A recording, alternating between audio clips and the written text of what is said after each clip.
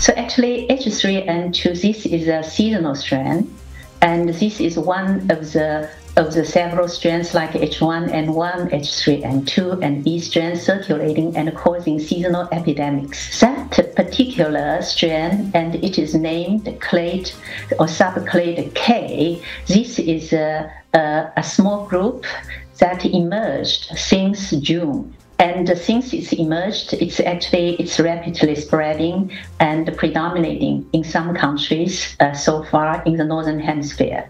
Nangangamba ang mga health experts sa Canada at United Kingdom sa maagang outbreak ng flu season sa Northern Hemisphere.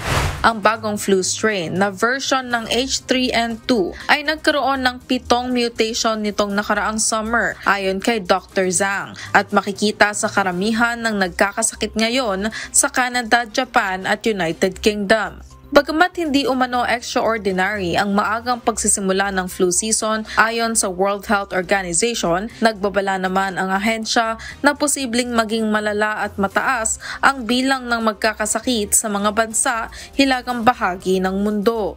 Dahil dito, hinikayat ni Dr. Zhang ang publiko na maagang magpabakuna kontra influenza o flu upang maiwasan ang malalang sintomas nito. Now, this composition was recommended in February this year, basically before the emerge of this particular small group of those. Fortunately, from the early studies, the early estimates from UK, the vaccine effectiveness studies, actually the VE estimates is quite normal or satisfactory. That in the children it's 60 to 70%, and in the adults it's around 40% of those. Babala naman ng Vanderbilt University Medical Center sa Tennessee, malaking kawalan ang hindi paglalabas ng masusing datos ng US Center for Disease Control and Prevention o CDC dahil sa nakalipas na government shutdown. Apektado umano nito ang data gathering ng US kung gaano na nakakaapekto ang strain ng flu sa bansa lalo't papalapit na ang winter season.